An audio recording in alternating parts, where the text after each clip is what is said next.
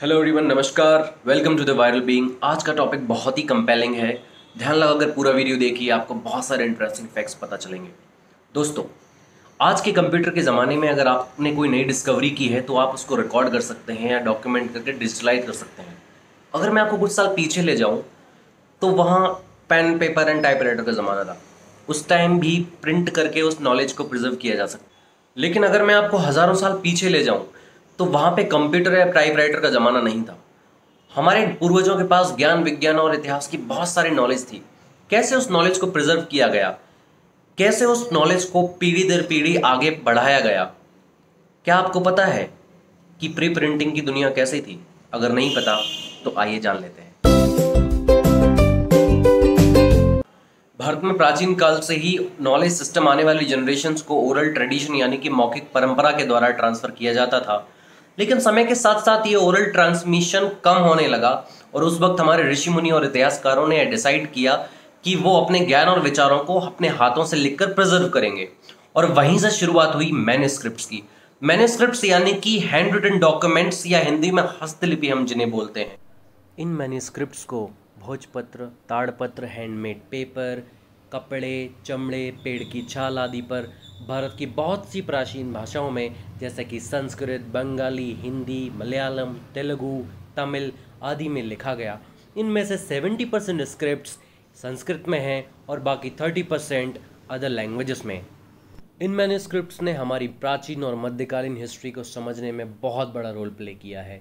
इससे यह भी साबित होता है कि हज़ारों साल पहले जब दुनिया की बहुत सी सभ्यताएं डेवलप्ड ही नहीं हुई थी और जंगलों और पहाड़ों पर रहती थी, तब भारत सिविलाइज्ड और एडुकेटेड था और पढ़ने लिखने की कला से बहुत अच्छे से परिचित था।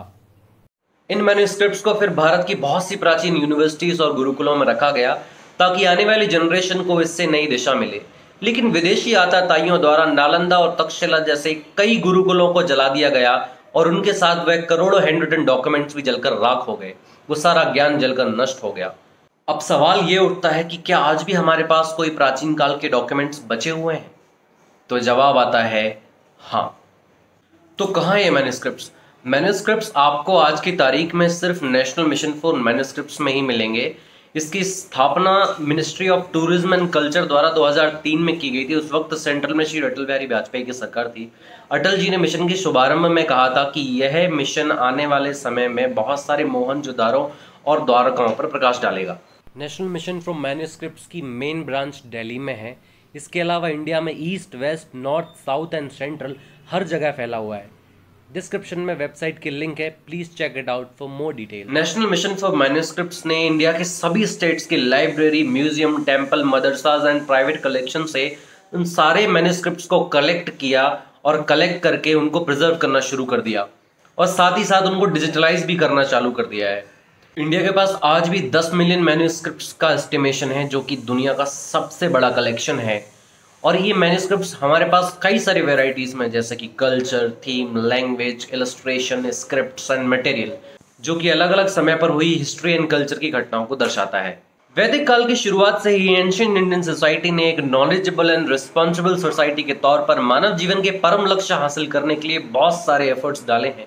भारत अनंत काल से मानव जीवन को संचालित करता चला आ रहा है और समय समय पर बहुत सारी थ्योरीज भी दी और इन्हीं थ्योरीज को हमारे स्कॉलर्स ने मैन्युस्क्रिप्ट्स पर लिखा, जो कि आज हमारी विरासत है। ये मैन्युस्क्रिप्ट्स वेद, वेदांता, एस्ट्रोनॉमी, योगा, मैथमेटिक्स, आयुर्वेदा जैसे बहुत सारे सब्जेक्ट्स के ऊपर लिखी गई हैं। इसके अलावा medicinal system of Ayurveda with regards to veterinary science. देखिए, इन पेंटिंग्स में अलग अलग इलस्ट्रेशन से हॉर्स की डिसीजेस एंड उनके क्योर बताने की कोशिश की गई है।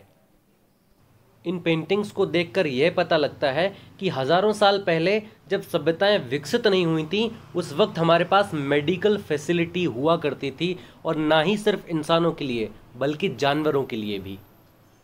सिर्फ इंडिया ही नहीं बल्कि पूरे वर्ल्ड ने बहुत कुछ सीखा है इन मैन्युस्क्रिप्ट से। दुनिया के बहुत से scientist, Schrodinger, Werner Heisenberg, Tesla, Einstein ने भगवत गीता, वेदों और उपनिषदों को सामूहिक रूप से सबसे प्रभावशाली माना और यह भी बताया कि कैसे उन्हें इनसे प्रेरणा मिली। जे रॉबर्ट ओपनहाइमर ने 16 जुलाई 1945 को, जब दुनिया का सबसे पहला न्यूक्लियर टेस्ट होने जा रहा था, तब भगवत गीता के चैप्टर 11 से श्लोक नंबर 32 को इंग्लिश में कोट करते हुए कहा था कि now I become death the destroyer of worlds. I remembered the line from the Hindu scripture, the Bhagavad Gita. Vishnu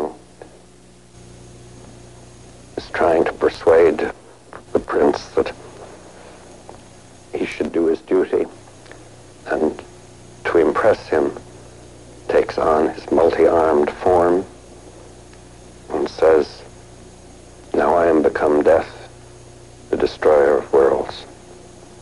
दुनिया की हर कंट्री में उनकी अपनी प्राचीन मैन्युस्क्रिप्ट्स अवेलेबल हैं।